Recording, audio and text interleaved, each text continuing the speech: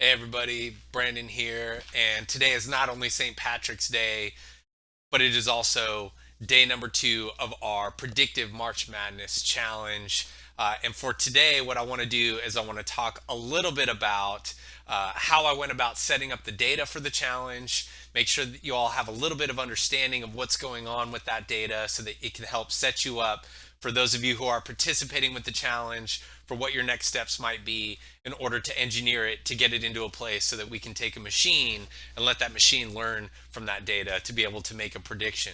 So here we have a real world problem that we're trying to solve, identifying which team is going to win the NCAA men's basketball tournament this year. And in order to get us to that point, we need to have some data in place that allows our machine to learn how to make a prediction that gives us some sense of comfort and confidence in who might actually win this year. Before I do that, here's my green beer, and hey, it is Happy St. Patty's Day. So for those of you who are just following along to kind of learn about the data science experience and kind of what goes into some of the things that you need to do to be able to build something like a predictive model for a problem like this, follow along. I'm going to be talking a little bit today about how I set up the data. For those of you who are actually participating, keep in mind the data and the code that I'll talk about today are available in the group in the guides section. So click on the link for guides. In there, I created a guide around March Madness, and that has 3 different assets. It has some code. I'll talk a little bit about that code today. And then it has 2 data sets. One is the training data set, and the other is the data set for the 2022 season, 21-22 season, that you will use to score your model from the training set to try and predict who is going to win the NCAA tournament this year. Spoiler alert, I already built my model, so I already know who I think are going to be in the Final Four, and I think I've already got my pick who's going to be the #1 champion this year. We'll come to that hopefully tomorrow, but before we do, let me talk a little bit about how I set this up. In data science, when we're trying to solve problems where we want to predict the future, what we need to do is we need to know something about the past. And so oftentimes we need to build data about historically what has happened in this space. And in this particular instance, I needed to identify some data that showed me which teams had made it to the Final Four in past NCAA men's basketball tournaments. And in addition to that, once I know who actually made it to Final Four, I need to know some things about that team throughout the year that might help me predict their likelihood to getting to the Final Four. So I need to have some statistics on how their season went. So those are going to be the 2 sources of data that I've actually collected for you as a part of this challenge. So I'm going to show you what I did to actually get that data put together, talk about some of the challenges that it still faces as we move into the next phase of the data science lifecycle, which is the feature engineering phase. So taking all those data elements and making them machine readable so that a machine can learn a model to use features in the data to predict some outcome. And in this case, we're trying to predict the teams, most likely to make it to the Final Four. Okay, so where did I get my data? So where I got my data was starting with the ever useful resource in Wikipedia, which has a website that gives us a nice, beautifully organized tabular structure around the history of teams who have made it to the Final Four in the NCAA championship. And so here what you see on your left-hand side of the screen is that website from Wikipedia, list of NCAA Division I men's basketball tournament Final Four participants. I'm just going to quickly kind of scroll down here and show you that not only do they provide the data for us, but they also provide it in a way that is nicely structured, looks like a table. And actually that turns out to be really useful for some of the tools that I use to bring this data into my analytics environment so I can do stuff with it, merge it with other data. What other data, you ask? Of course, not only do we need to know who actually made it to the Final Four in the history of NCAA tournaments, we also need to know what happened to those teams throughout the year. What things did they accomplish that might help us predict that they would have made it to the Final Four? So we need some season statistics. I found some really useful season statistics on this page here at sports-reference.com. Here you have a whole bunch of sports and data around those sports presented. The data are available to you to grab. In particular, they also have all their NCAA statistics. And for this particular project, I needed to know what were the statistics for each team for each season for that year, so that I could align that data with the data that you just saw from that Wikipedia site, which is which teams actually went to the Final Four. Okay, so if we scroll down here, I'm on the seasons and we're looking just here at the 2021-22, so the most recent season. I'm gonna scroll down on this page, and what you'll see is this website, just like Wikipedia, has also organized the data in a way that is very useful for us. It's a tabular structure, and so it makes it really easy for us to grab data from this tabular structure on this website, pull it into our analytics environment, and do the things that we need to do to be able to build our model. Okay, so now that you've seen our data sources, and I will say, in both sites, so in the Wikipedia site and in this site, right, we have different sort of timelines of history that are available to us. In the Wikipedia site, data goes back all the way to 1939. On this particular site, data actually goes back all the way to the 1800s. So I know it doesn't see it, you don't see it here, but if you click on that button, all seasons, you actually see that it goes all the way back to the 1800s. Now, back then they didn't have quite as robust accounting of how each team performed that season. So we're going to focus actually on the point in time at which those statistics become a lot more available for teams, which is right around the 1940s. So you'll see that in my code. I kind of sub-select based off of all the results from 1946 to today. Okay, so let me talk a little bit about how I grab data from both of these websites, mash it together so that I can create a data set that has each team, it has all of its statistics for each season, and it has the outcome of whether or not they made it to the Final Four for that season as a column. All right, and that's going to be our target. That's what we're trying to predict, is what's the likelihood that any given team made it to the Final Four that year, given what we know about their season statistics. All this information here, games, wins, losses, win-loss percentage, and then other acronyms that I don't know because I'm not a huge basketball buff, but this project was a lot of fun, so I'm learning a lot about basketball too. Okay, so let's jump into some code. So the code that I have shared with you in the Facebook group, in the guide section, again, okay, remember that's where it's located, is split up into some sections that help us bring these two sources of data together so we can build our training data set. Okay, it also helps us to build our test dating set or our validation set, whatever you want to call it, the final data set that will help us build our predictions for this year, okay, which we kind of separate out into a separate data set.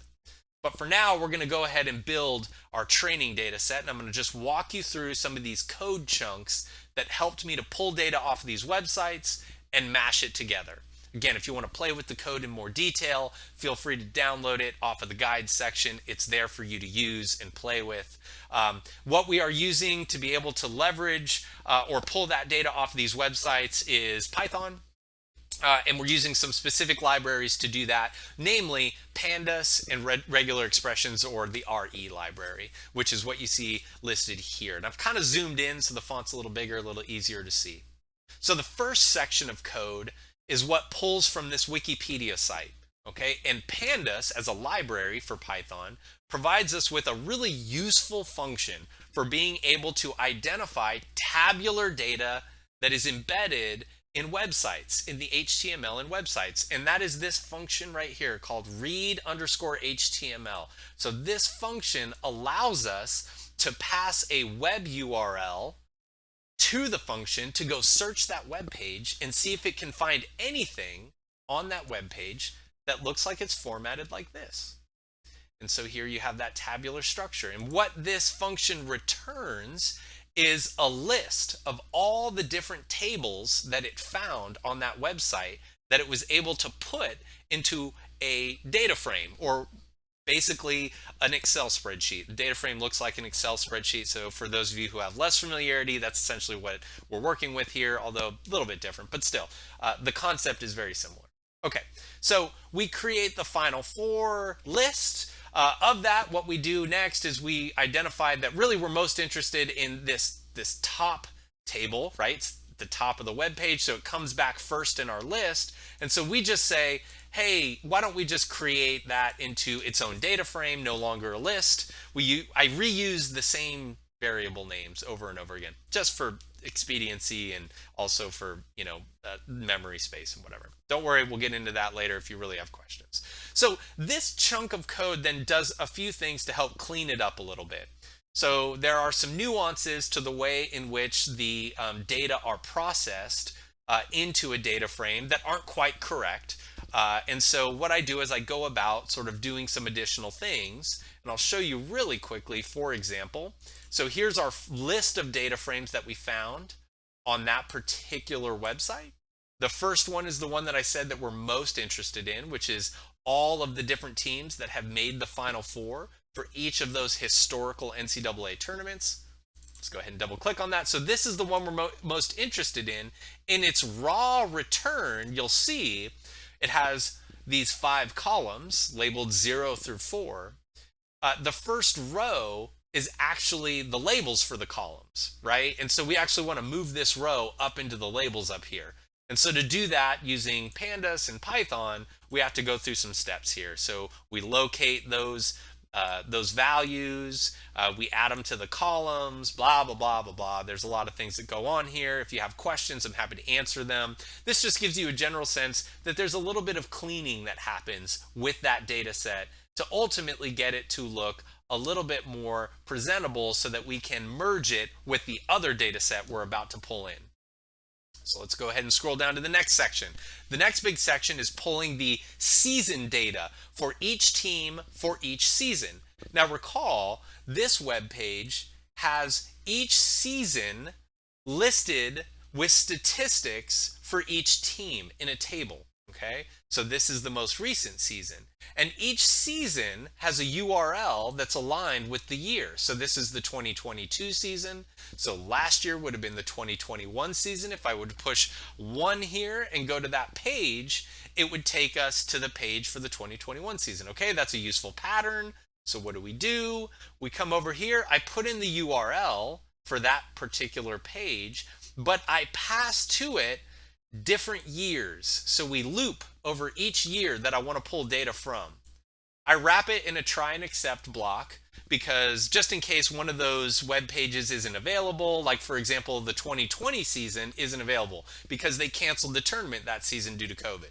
So I just want to make sure that we pull whatever data are available from the website for each year. Some years don't have available data.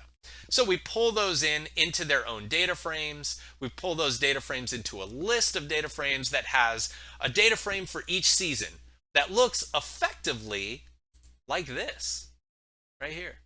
Okay. So let me show you really quickly what that looks like from this perspective. So we go to our data frame, and so here is kind of the output of what that looks like. Okay. So those data frames roughly look like this. So they've got games, wins, losses, win-loss percentage, SRS, SOS, save our ship, whatever that means. Anyways, so you see the organization here is really similar to what we saw on that other page.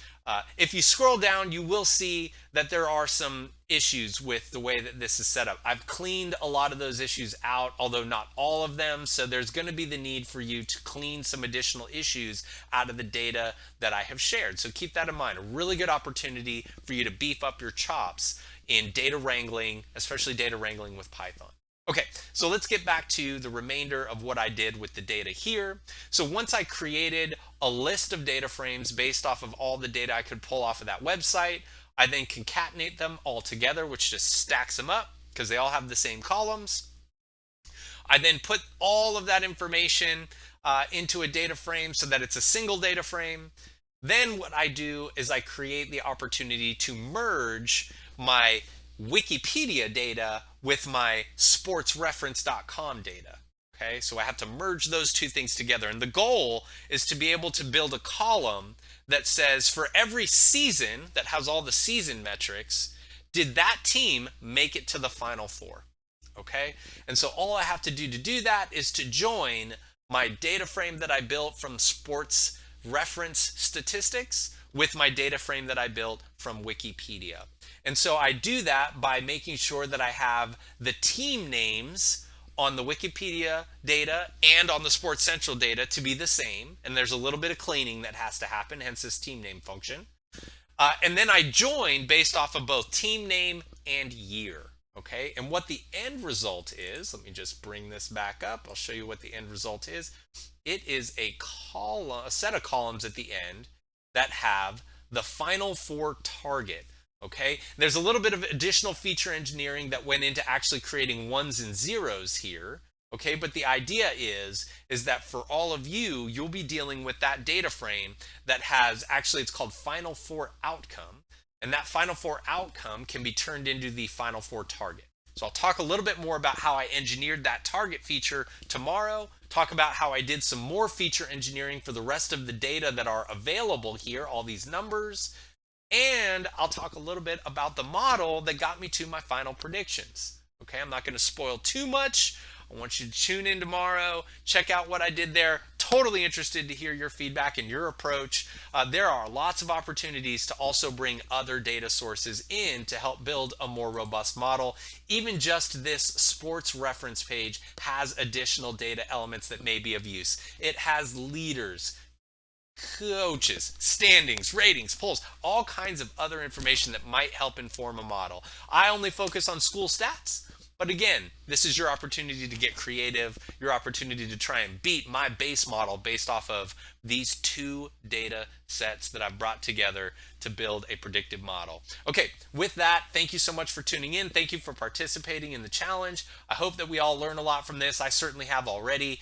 Look for more tomorrow where I talk about feature engineering and I actually talk about what the model predictions are that I derived. I want to know if yours are different. I bet your top two are going to be the same as mine. It's the 3 and 4 and who you actually think is going to win based off that information that I find most intriguing. Okay, thank you very much. Tune in for more tomorrow and good luck with the challenge.